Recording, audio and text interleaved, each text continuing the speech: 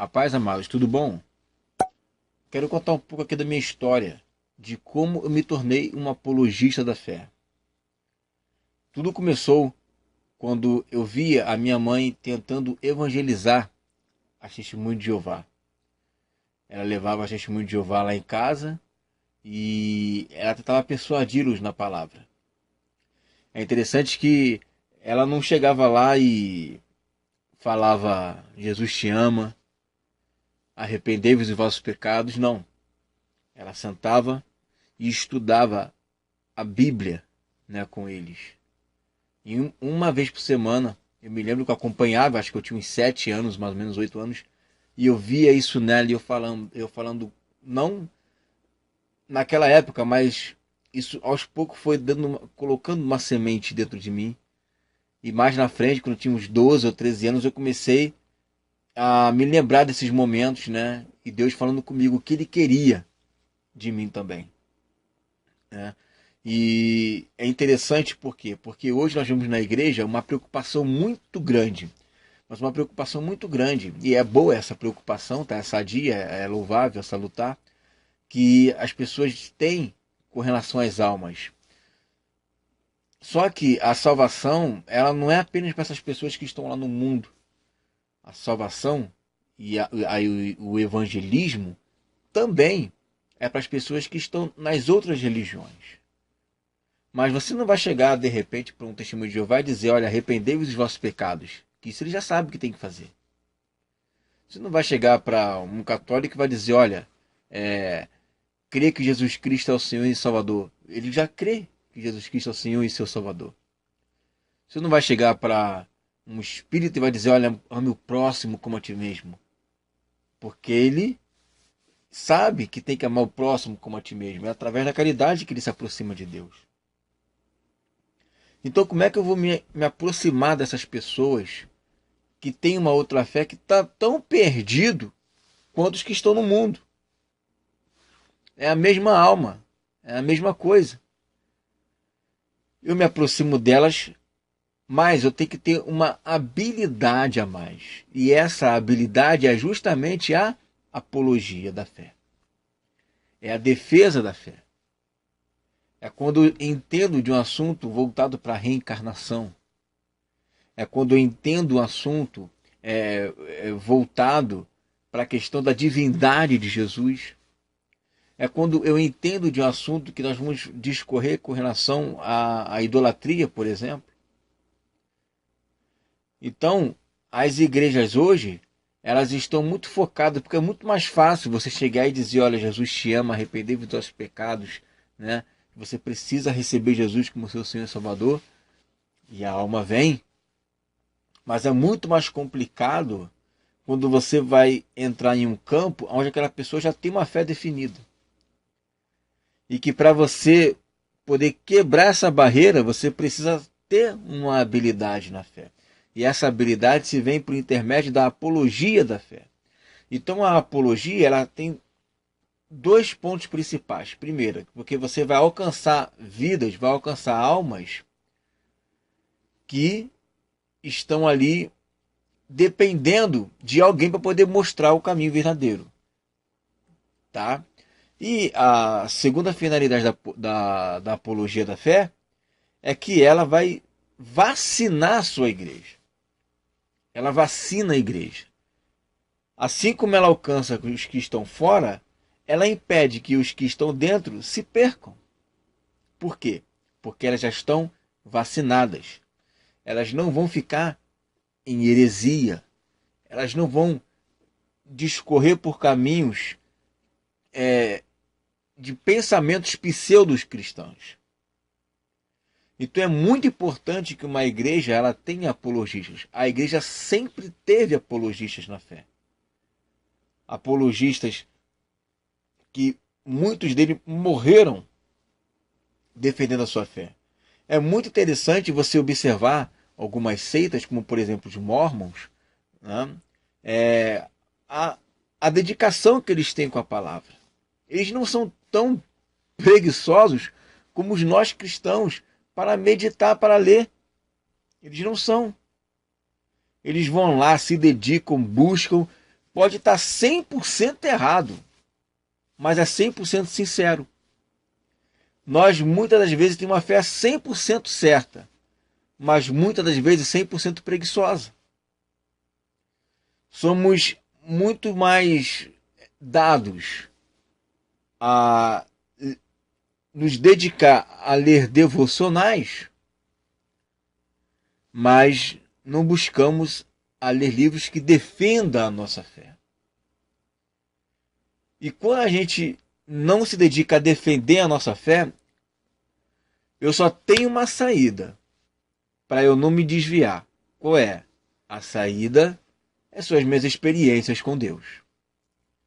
E como experiência marca, mesmo que você não tenha uma habilidade na palavra, não maneja bem a palavra da verdade, que é o que o apóstolo Paulo nos ensina, as suas experiências vão te prender no Senhor, porque as suas experiências vai gerar um amor em você. Só que esse amor que você tem para ti mesmo. Quando você tem um amor para o próximo, e aí você vai ter que se esforçar um pouco mais. É por isso que a Bíblia diz que quem ganha almas, sábio é. Tem que ter sabedoria. Claro que eu não vou ficar aqui exigindo que todo mundo agora comece a estudar todas as religiões que existem, que você não vai conseguir fazer isso. Tá?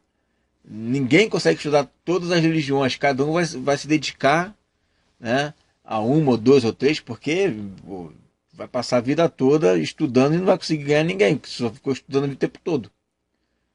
Mas a igreja, ela precisa, pelo menos, ter a vacina daquelas que são mais ameaçadoras. Tá? Existem muitos lobos aí, e agora nós temos mais um adendo, que são aqueles que estão no seio da igreja e trazem consigo as suas próprias teologias, né, ou da libertação, ou a teologia da prosperidade, e fora as outras teologias escatológicas. Né? Então a gente tem um problema externo e temos um problema interno. Então, mais do que nunca, nós estamos num tempo onde nós precisamos de levantar apologistas da fé, levantar pessoas que defendem a fé cristã, defendam, mas com equilíbrio, sem fanatismo, com inteligência, com sabedoria, com equilíbrio, com mansidão.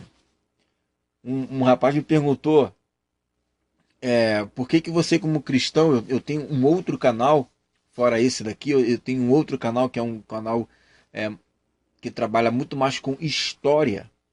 Né? Ele me perguntou por que eu como cristão fico postando vídeos de história. Eu disse para ele, porque eu gosto de examinar todas as coisas. Eu gosto de examinar, eu sou um pesquisador. Então eu não posso dizer que sou um apologista se eu não pesquiso, é impossível. Né?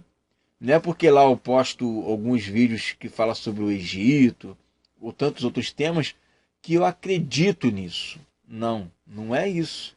Mas o fato de eu conhecer o que eles ensinam, por exemplo, eu gosto de estudar mitologia grega, mitologia romana, mas o fato de eu conhecer o que eles acreditavam, isso não me faz ser um amante ou um servo de Zeus, né? Um servo de Afrodite.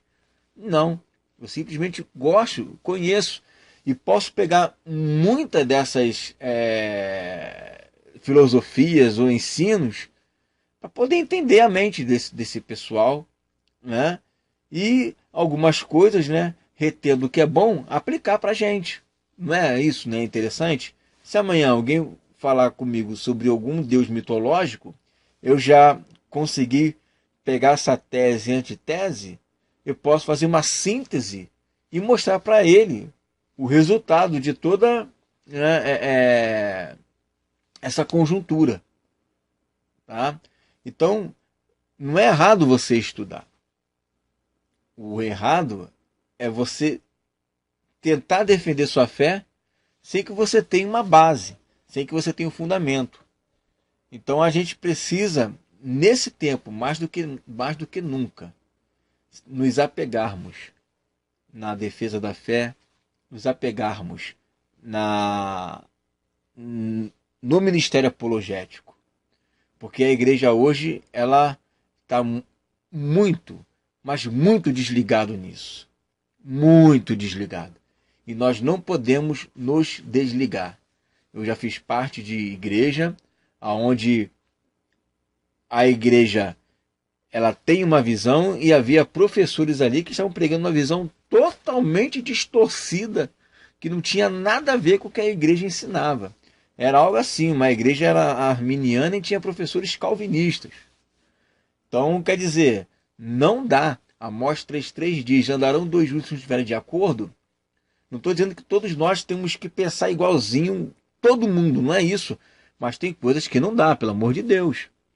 Não vai botar um camarada ali que, não, a gente não tem que pensar igual. Então eu vou pregar que Jesus, ele foi criado, né? Que Jesus não é Deus, Jesus não é divino. Não, tudo tem limite também. A gente não pode também escambar para outro lado. Né? Mas eu estou usando de exemplo por quê? Porque existem coisas que estão ali infiltradas na igreja que a gente não sabe o que a pessoa está estudando, não sabe o que ela pensa, né? 100% o que ela acredita, porque são influenciados por livros, são influenciados por mensagens de fora, são influenciados por mensagens do YouTube. E aí a gente não tem esse controle. Então é muito importante que nós venhamos a levantar nas igrejas um ministério que venha a defender, a cuidar, a preservar a nossa fé. Tá? Então, eu incentivo a cada um de vocês, primeiro, a combater esse bom combate na firmeza da palavra. Vai ser muito interessante que você incentive as pessoas a estudar a palavra afinco, né? Não deixar de ter os seus devocionais, não deixar de ter os seus momentos de louvor, não deixar de ter os seus momentos, né, em que você está ali edificando a sua fé, mas que você também precisa ter, né, um escudo para que você possa se defender desses dardos do maligno. E também para que você possa ter base para poder evangelizar aquelas pessoas que muitas das vezes ela só não se tornou uma cristã. Por quê? Porque faltou algo, uma palavra de sabedoria, né, na palavra, uma palavra que defenda a sua fé, e ela continua ali, crendo daquela forma, porque não houve ninguém que pudesse mostrar a realidade para ela. Tá? Então essa responsabilidade é minha, é sua, é de todos nós. Amém? Fica essa palavra em nome de Jesus.